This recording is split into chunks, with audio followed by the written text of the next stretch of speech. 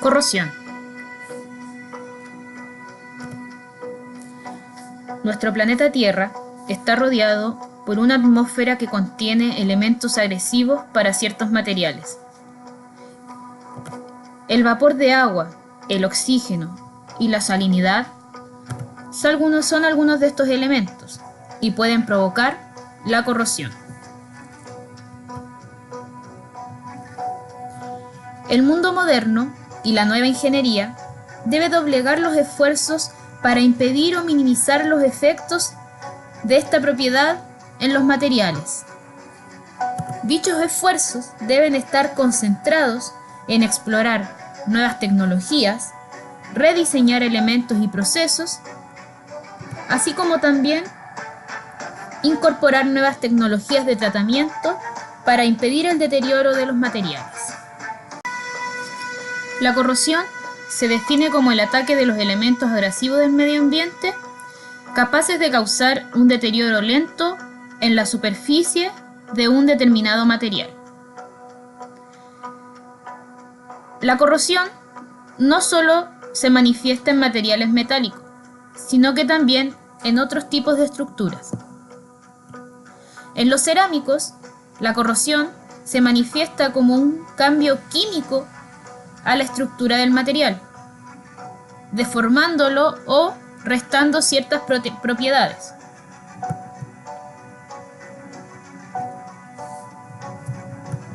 En los polímeros, la corrosión se expresa bajo el nombre de degradación.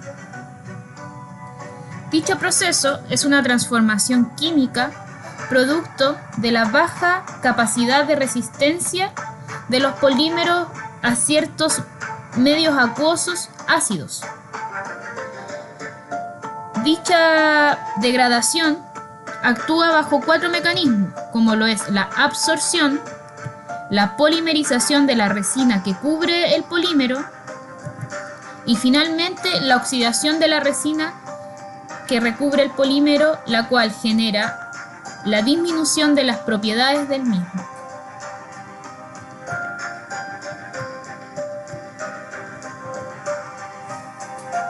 Finalmente, la corrosión en metales forma parte de un proceso químico, así como también de un proceso electroquímico, los cuales se detallarán a continuación.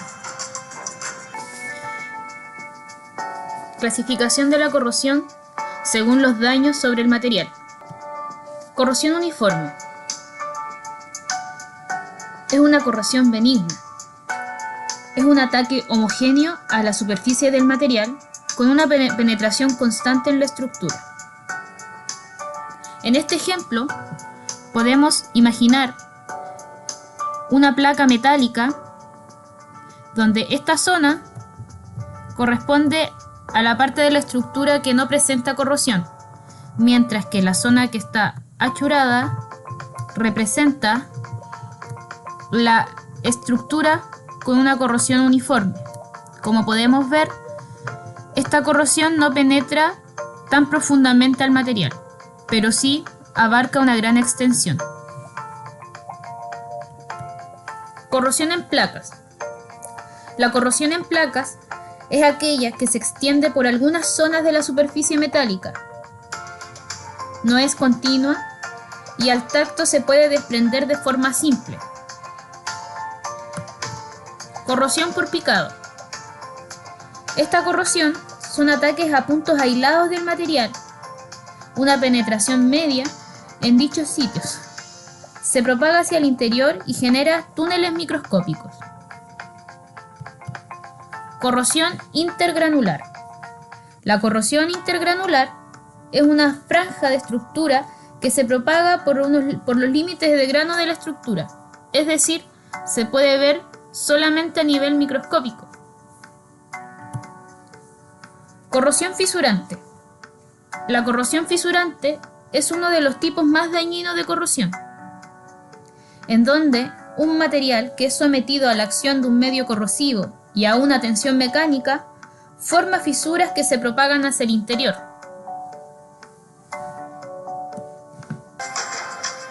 Proceso de corrosión.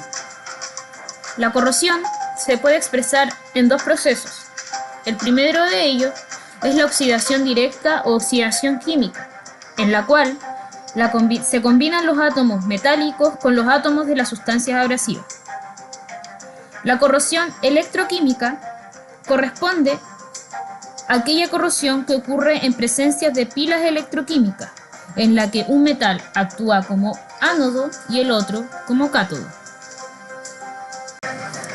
Si ponemos una pieza de hierro en agua aireada, se disuelven los átomos de hierro formando partículas cargadas llamadas iones. Los electrones que se han quedado atrás se mueven por el acero para asentarse donde puedan reaccionar con el oxígeno y el agua y formar ion hidróxido. Entonces también reaccionan con los iones de hierro y forman óxido de hierro. El óxido de hierro no es capaz de proteger a la estructura de la corrosión y esta corrosión se propaga por el material. El metal de mayor voltaje, de corrosión húmeda, actúa como ánodo y se empieza a corroer. Los electrones fluyen hacia el otro metal. Esto favorece al cátodo, donde se asienta la reacción del oxígeno y no se corroe.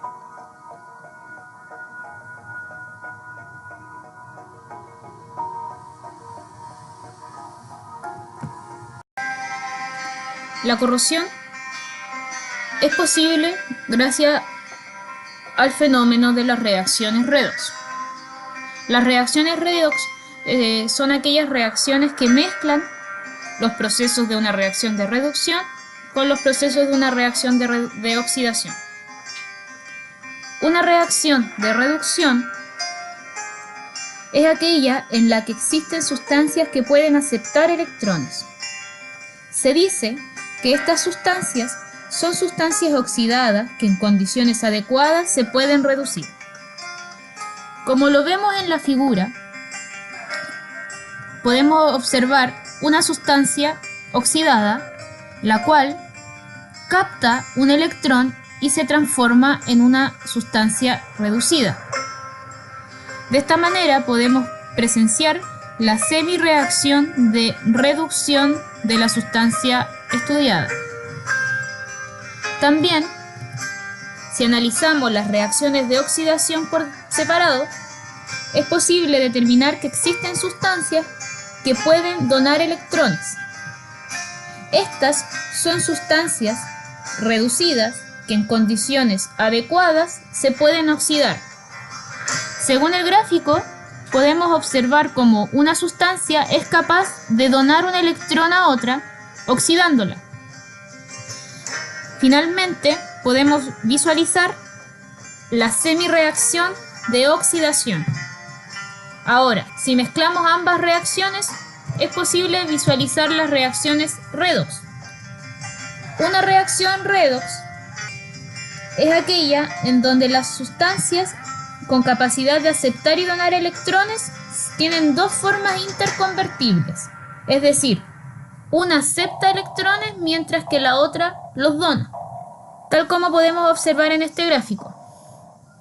Un electrón es donado hacia una oxidada, mientras que esta oxidada es capaz de repartir su electrón a una zona reducida. El oxidante es el reactivo capaz de provocar un proceso de oxidación por su tendencia a captar electrones. El oxígeno del aire puede ser considerado como el principal agente oxidante, atendiendo a los importantes procesos en los cuales este interviene. Para comprender de forma práctica las reacciones redox, realizaremos un pequeño experimento. El experimento consiste en dar unas gotas de sulfato cúprico o sulfato de cobre disuelto en agua a una pieza metálica de zinc. Al agregar las gotas, vemos cómo de forma rápida la pieza de zinc cambia de color y de aspecto, lo que se le llama el efecto de la corrosión. Químicamente, lo que ocurre es que el cobre del sulfato cúprico gana 2 electrones para quedarse en forma de cobre metálico, y el zinc metálico pierde 2 electrones para combinarse con el ion sulfato y producir sulfato de zinc. Para saber si las sustancias son capaces de aceptar o ceder electrones, es necesario conocer los estados o números de oxidación. Un estado de oxidación es la suma de las cargas positivas o negativas de un átomo, lo cual indica el número de electrones que dicho compuesto va a ser capaz de ceder o ganar para formarlo. El número de oxidación es un número entero que representa la cantidad de electrones que un átomo pone en juego a la hora de formular el compuesto. Por ejemplo, la formación del cloruro de sodio.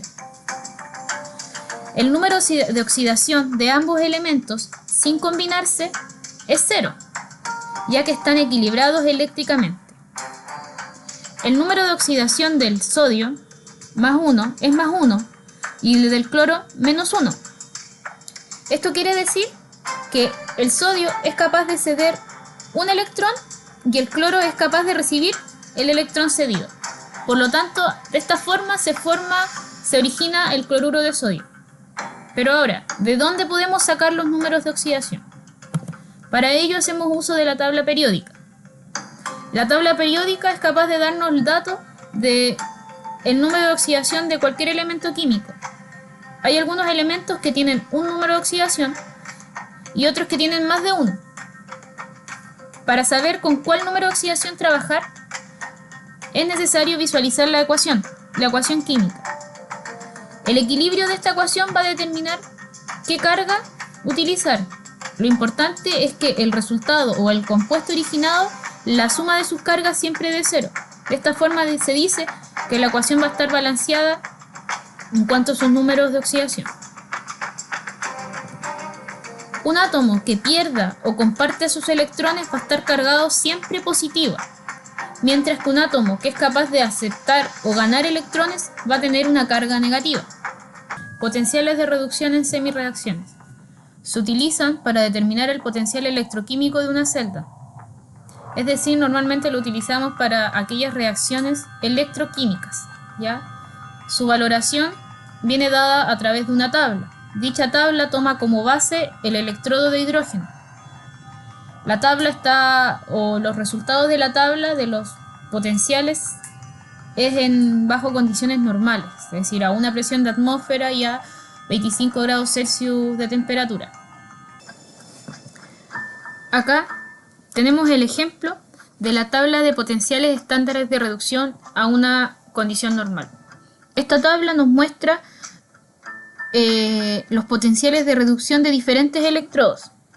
Por ejemplo, el litio, electrodos de calcio, de cualquiera de estos electrodos. Para poder entenderla o saber cómo se usa, vamos a tomar el ejemplo de la plata y el bromo. La plata, para reducirse, al tener una carga positiva, decimos que cede o pierde un electrón para transformarse a plata metálica. En este proceso nos mide un potencial de reducción de 0,8 volts. Por otro lado, vamos a ver la semirreacción de reducción del bromo. El bromo también está cargado positivamente y también pierde 2 electrones para reducirse a bromo metálico, ¿ya? En este proceso consume un total de su potencial de reducción es de 1,07 volts, ¿ya? Ahora, los potenciales presentados en la tabla no se pueden calcular por sí solos. Siempre se deben calcular diferenciando o poniendo a prueba 2 polos. Para entender esto, nos vamos a imaginar que existe un ensayo de celdas galvánicas y queremos ver el potencial de oxidación y de reducción. Queremos saber cuál es cuál, porque no está marcado ni tampoco existe una oxidación tan aparente como para saber cuál es el ánodo y cuál va a ser el cátodo. Entonces, ¿cómo lo hacemos? Pero sí tenemos los datos de los potenciales de reducción, ¿ya? Y de los componentes del ensayo. Como podemos ver, el potencial de reducción del bromo es mucho más alto que el potencial de reducción de la plata.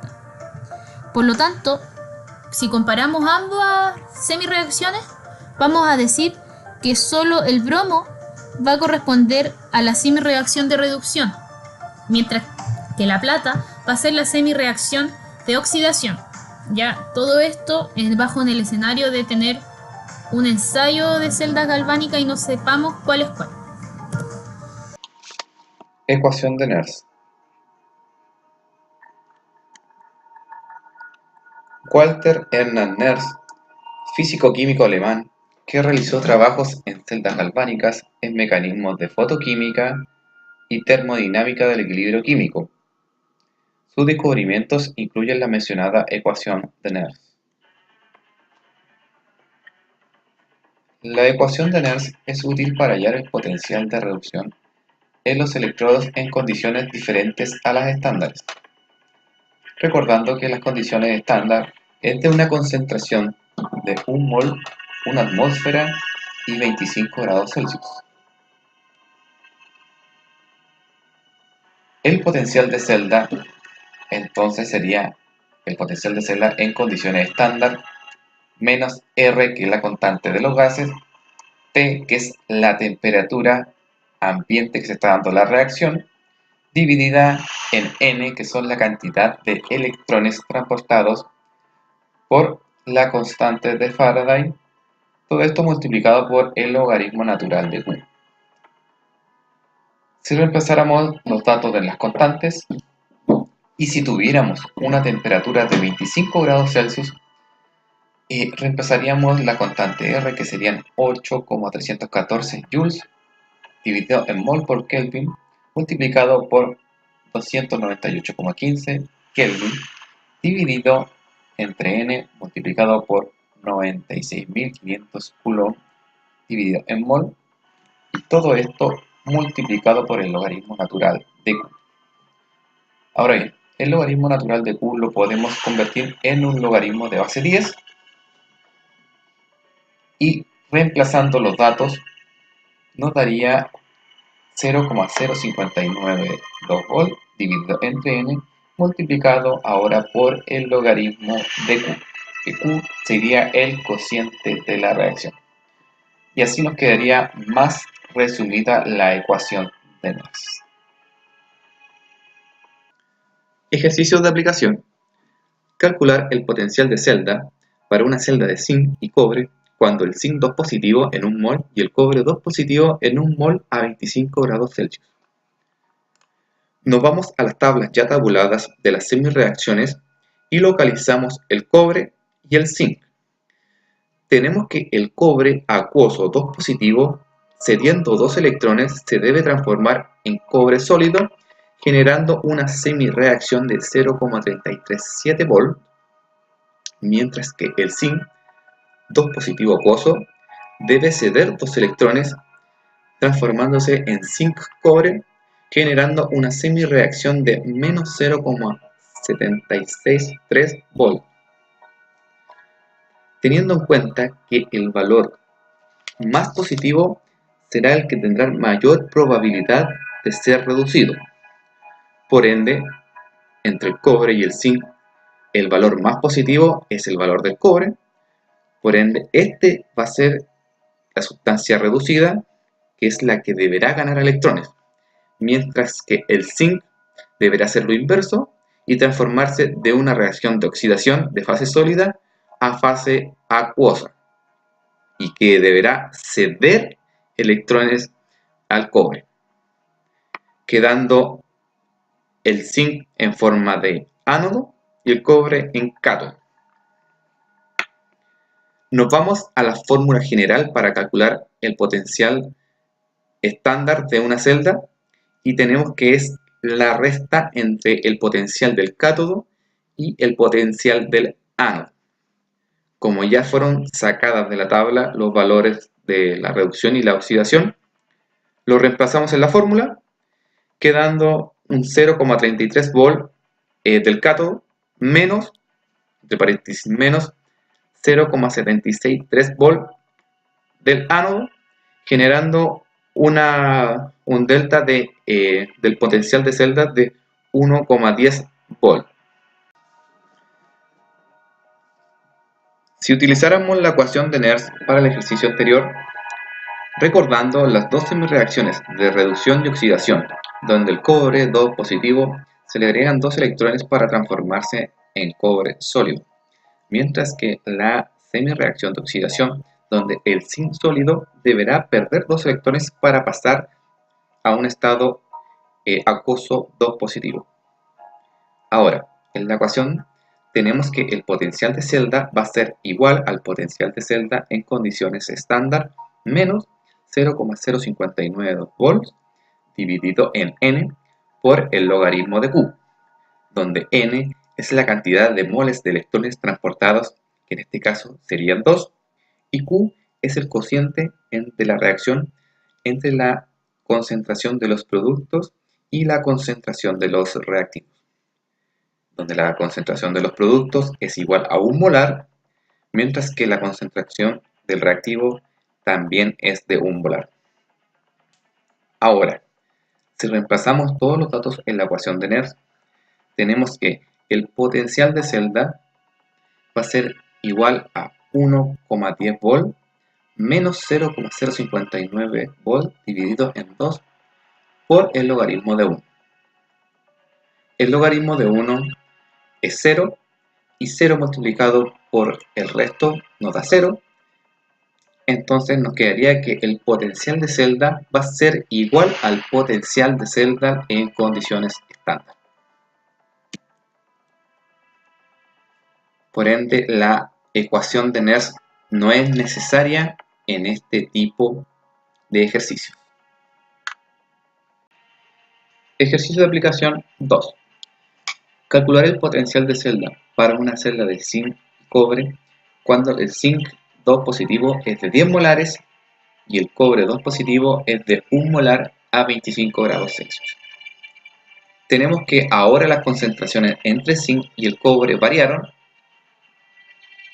entonces ya no pertenecen a una condición estándar. Recordando que la condición estándar era de 1 molar, 25 grados Celsius, a una presión atmosférica de 1 atmósfera.